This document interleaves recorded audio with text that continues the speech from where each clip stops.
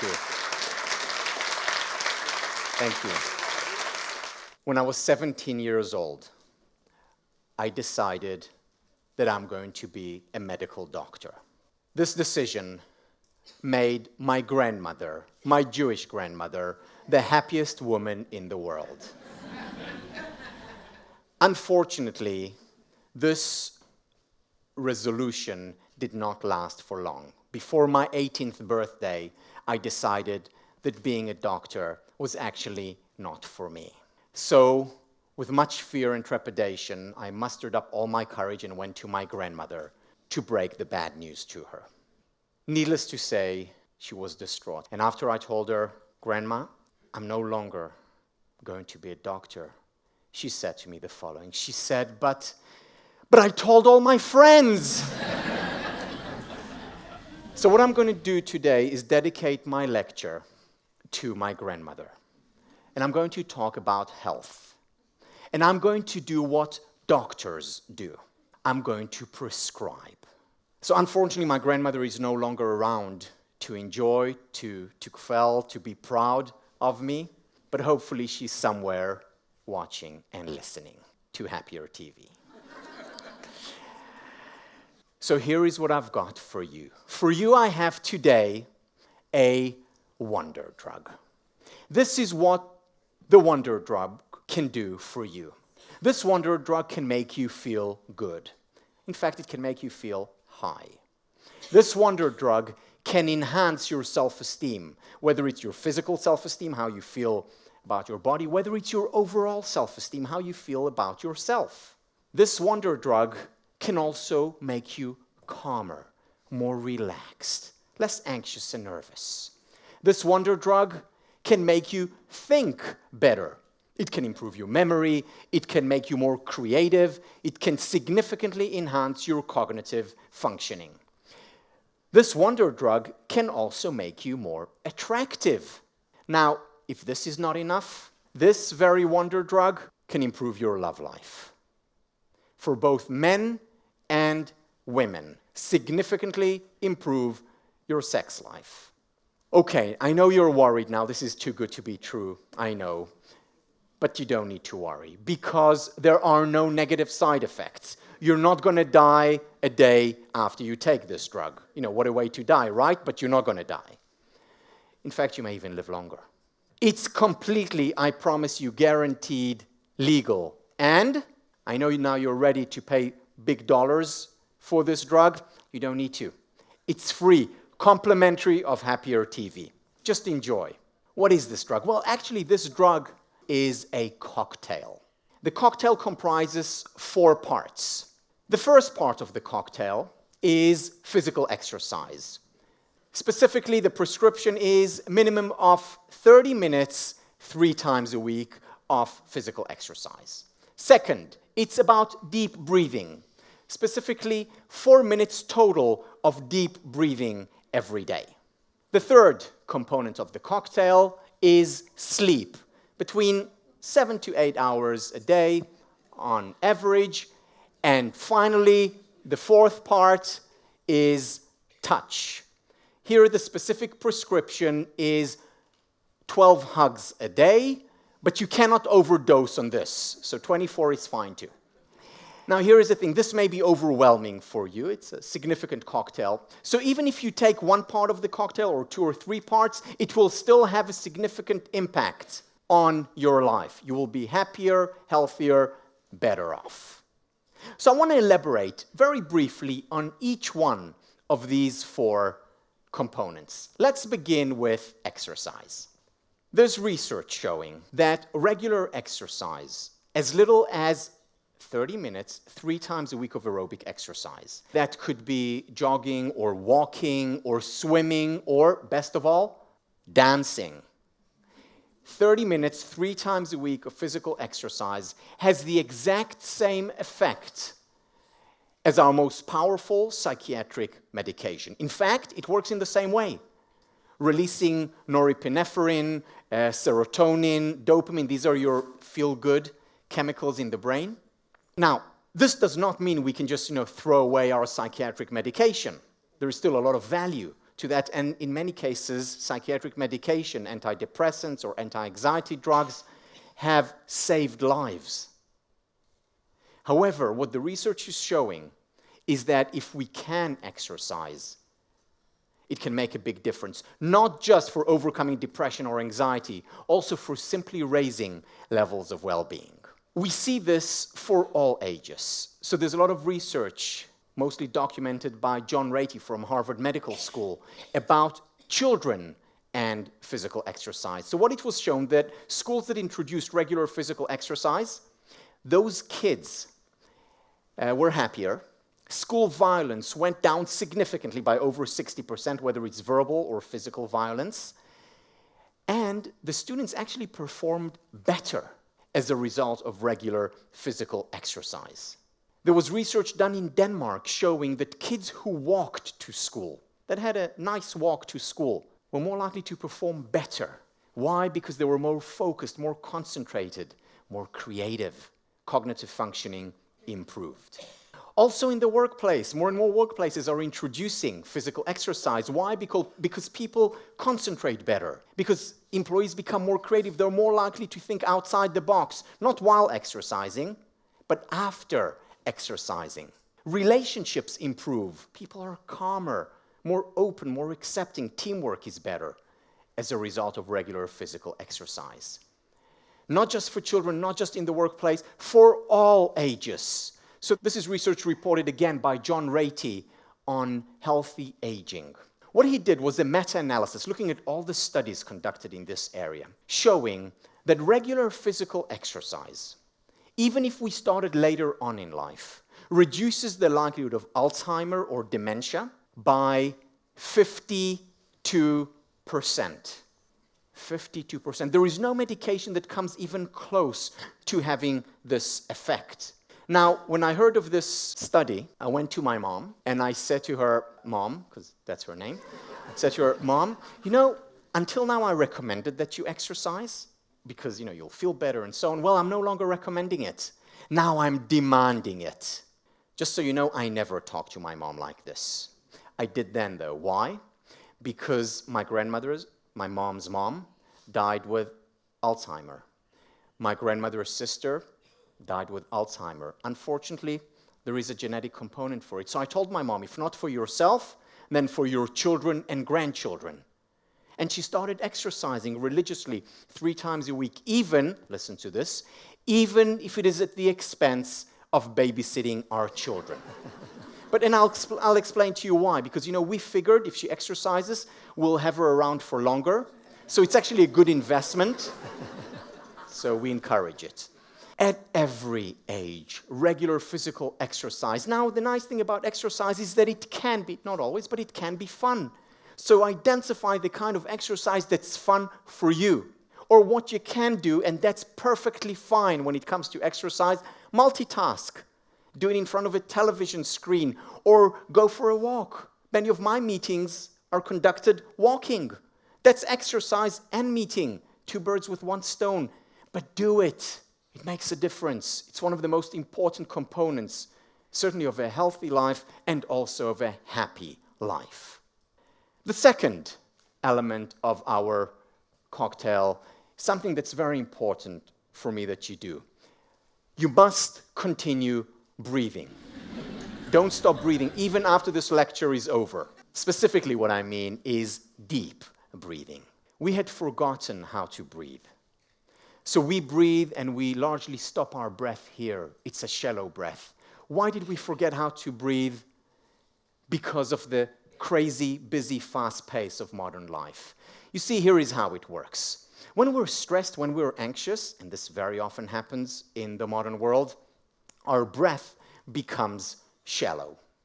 And when our breath is shallow, we actually become more stressed and anxious. And then we go in a downward spiral, the fight or flight response, the downward spiral of more anxiety and shallower breathing and more anxiety and on and on. The thing, though, is the fortunate thing is that we can get out of the fight or flight response and enter the relaxation response with as few as 3 or 4 deep breaths. Why? Because this is how it works. You see, when we're calm, when we're experiencing levels of happiness, we tend to breathe more deeply. When we breathe more deeply, we tend to experience more calm and more happiness, and so on in an upward spiral. From fight or flight response to relaxation response in 3 to 4 deep breaths. There's a wonderful book by Thomas Crum called 3 Deep Breaths, where he talks about the physiology of it and the importance of introducing as a ritual few deep breaths throughout the day. So 4 or 5 times of 3 to 4 deep breaths. You know, we can do it when we wake up first thing in the morning, or before we go to bed, or as we enter our office, or as we come home. Another advice that he has there, that every time you get to a red light, you take 3 deep breaths. You know, that changed not just my life, it changed my driving. Because, you know, here is a part of self-disclosure. I learned how to drive in 2 places, in Tel Aviv and in Boston. Not the best places to learn how to drive. And you know when it got worse? When I got to a red light. And you know when it got worse in a red light? When there was this, you know what, in front of me, who just didn't see that the light was turning green soon enough. But now, over the last few years, I have a ritual. Every time I get to a red light, I take deep breaths. And it changed my experience of driving as a whole. It's almost like I've become one of, Pavlov's dogs. I've been conditioned. Oh, red light. Relax. Small changes can make a big difference, not just to your driving life as a whole. It's a total of 3, 4, 5 minutes a day of deep breathing that can impact your overall experience. I want to quote Andrew Weil, who is a real doctor, as my grandmother would say, who's done a lot of research in the mind-body area. And here is what he said. If I had to limit my advice on healthier living to just one tip, it would be simply to learn how to breathe correctly. To breathe correctly means to take in a deep breath, to fill up your lungs, to fill up your belly, and to breathe out. One of the things that we have on Happier TV are exercises, 1-minute exercises, 5 minutes, 10 minutes, and 20-minute exercises that will help you breathe more deeply, that will remind you. And you can do it any time during the day. Now, if you have 20 minutes to meditate and breathe deeply, great. If you only have 1 minute here and there, that's great too. The next part of the cocktail, after you make sure that you breathe, is to make sure that you sleep. So, a professor comes to class one day, begins his lecture, and suddenly he notices that one of his students has fallen asleep. You know, it happens. So he calls the student who was sitting right next to the sleeping beauty, and he says, excuse me, do you mind waking up your friend? So the student says to the professor, Professor, with all due respect, you put him to sleep, you wake him up. But you know, I promise I won't wake you up. You can sleep away. Why? Because sleep is very important for happiness. There's a lot of research on sleep showing that it's a very sound investment. You know, what's an investment? Investment is losing something, giving something up for the sake of greater returns in the future. Yes, when we sleep, we're not getting things done. However, it's a good investment because we can get a lot more done afterwards. Think about a racing car going around the track again and again. It has to take a pit stop at some point. Now, when it takes the pit stop, it's stopping. That's why they call it pit stop. It's stopping. Other cars take over, but it's still doing it. Why? Because if the car didn't take the pit stop, the tires would blow up or it would run out of fuel. In the same way, human beings, we need the sleep. It's a good investment so that we continue to go at full speed, at maximum happiness. It significantly increases our psychological well-being. In fact, sleep provides us, or enables, rather, the internal healer. You know that, in general, on average, the earlier dreams at night are more negative than the later dreams that are actually more positive. It doesn't mean that we can't have a nightmare just before we wake up in the morning, but on average, in general, the earlier dreams are more negative, later dreams are more positive. Why? Because what we do during sleep is we resolve conflicts.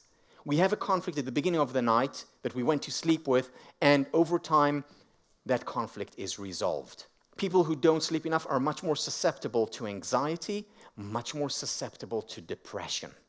You know, when a baby doesn't sleep or when a young child doesn't sleep, they become cranky. So do we as adults. We may be able to hide it better, but we still experience it. Sleep is a good investment when it comes to our psychological well-being. Memory and creativity improve significantly. It's no coincidence that we very often wake up in the morning with a solution to the problem we went to sleep with, because our mind, our subconscious mind, is working. Just like it solves conflicts, it also solves mathematical problems that we go to sleep with, or work problems, or relationship issues. We also remember a lot better after a good night's sleep. That's when the neural pathways are formed, are fortified. That's when our memory shifts from short-term to long-term memory. But it doesn't happen if we don't get enough sleep. What's enough sleep? Ideally between 7 to 9 hours. It varies. Different people need different amounts. Ideally biphasic, meaning one long stretch at night and then a shorter nap in the afternoon, a Schlafstunde. Okay, yes, I know. It's not realistic for most people to take a nap. Not realistic. However, if you can afford it, do it. Even if you do it once or twice a week, over the weekend, it makes a big difference. You know who was the biggest proponent, the biggest champion of naps in history? Winston Churchill. Winston Churchill, in his autobiography, writes that if he didn't take a nap daily during the war, he would not have survived the war. Now, if Winston Churchill could afford an hour, I think we can too. And you know what? If you don't have an hour, it's been shown that 18 minutes nap can go a long way in resetting our cognitive functioning. 18 minutes, we can afford. I have a friend who is the CEO of one of the largest hospitals. And what he said is, after reading the research on sleep and naps, he closes his door and takes a nap every day at work. But as I said, even if you can't afford daily nap, even once or twice a week can make a difference. And the fourth part of the cocktail is touch. As a culture, we have lost touch with touch. We focus a great deal on taste. We focus a great deal on smells. We put a lot of emphasis on 4 of our senses, sound and sight, but not on touch. And touch is important, is significant for our well-being, psychological as well as physical well-being. It's important from cradle to grave at all ages. Let me share with you a story of how important touch is. So they started to notice a certain phenomenon in a hospital where they had 2 NICU units, neonatal ICU units, where they had premature babies. And what they found was that the survival rate and the thriving rate of one of the units was a lot higher than the other. And they didn't understand why or how. They tested the air. Maybe the air quality was different. It was exactly the same. Maybe they were feeding them different things. They fed them the exact same thing. Maybe the procedure was different of what the doctor, it was the exact same thing. No difference. And yet, in one unit, they were much more likely to survive and thrive even a year later than the other units. And then one of the doctors decided to explore further and deeper. And he decided to spend the night in the NICU unit where the premature babies were doing a lot better. And he was lying there, hiding, when he suddenly heard the door open. And inside came one of the nurses who was on regular night shift. And she went to the first preemie, and she picked him up and held him and just talked to him and stroked him very gently. Stroked him for 10 minutes and then put him down. And then walked to the next premature baby and picked her up and just spoke to her and stroked her and touched her. And then to the next one, each one in that unit. And then she went out. Now this was not allowed. there was a rule that you cannot touch the premature babies. Why? They were not allowed to touch them because it was not sterile. And they were so weak and vulnerable, it was dangerous to touch them. But she did, against protocol, going against the rules, and she was found out. And that experience changed the way premature babies are treated. Today, in every NICU hospital, in every unit, there is a real emphasis on touching. They encourage the parents to touch them very gently, but to stroke them. And what they find, that 45 minutes a day of touching, of gentle massaging, significantly improve cognitive functioning and significantly enhances weight gain, which in many cases is the difference between life and death in those little babies, even when you look at them a year later. And it impacts them for the rest of their lives, because that first year makes a big difference. At every age, we know there are many elderly people who experience premature death because they do not touch or are touched enough. It's a physical and psychological need.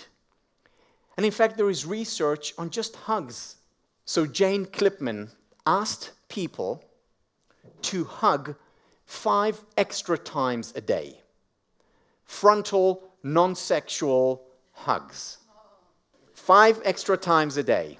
And what they found after a month of doing so on a regular basis, levels of happiness went up significantly. There is much truth in what Virginia Satir said. We need 4 hugs a day for survival. We need 8 hugs a day for maintenance. We need 12 hugs a day for growth. And as I mentioned earlier, you cannot overdose on this. I'd like to end with a brief story that captures my path to Happier TV, the first steps that I took that brought me here. In February 2006, my class on positive psychology, the science of happiness, became the largest class at Harvard.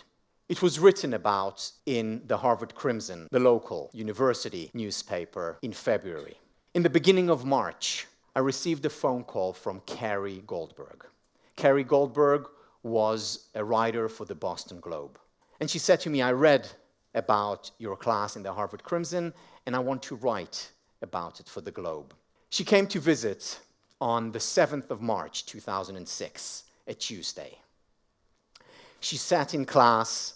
Afterwards, she interviewed me. And on Thursday, March 9th, she called me up to tell me that it's going to appear in tomorrow's Globe. And not only is it going to appear in tomorrow's Globe, it may even be in the science section, but the front page of the science section. And I said, that's great. I go to sleep on that Thursday night. At around 6:30 a.m., the phone rings. I pick it up and I say hello. And on the other side, a voice screams something to the effect of, hello, this is John from WBZ or whatever radio. Do you know that you're the front page of the Boston Globe? And I said, no, I didn't know, but that's great. And then he said to me, you know, for a guy who's teaching a class on happiness, you don't sound very happy. And I said to him, you know, one of the things that I teach in my class on happiness is that sleep is important for happiness. This was the beginning of a crazy day and a crazy few years hence. On that day, the 10th of March, 2006, I received phone calls and had interviews on CNN, NBC, CBS, Korean TV, Italian TV, and the list goes on. My life changed radically on that day. And I was very happy about that to a degree. But the thing that really made me happy on that day was that I received an email from Professor Martin Seligman. Martin Seligman was and is my hero.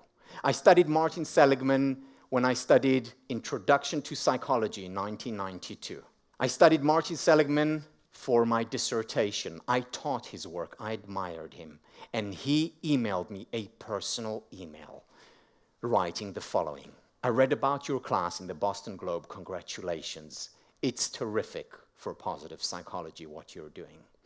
The next time you happen to be in Philadelphia, why don't you come and see me?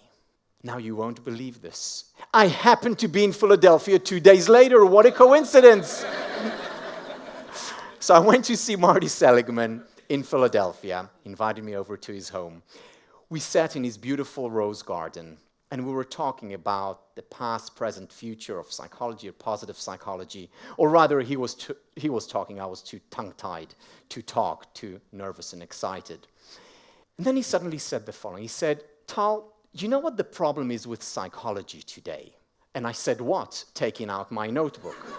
He said, the problem with psychology today is that our focus has been too much on neck up, whereas most of what happens to us is neck down.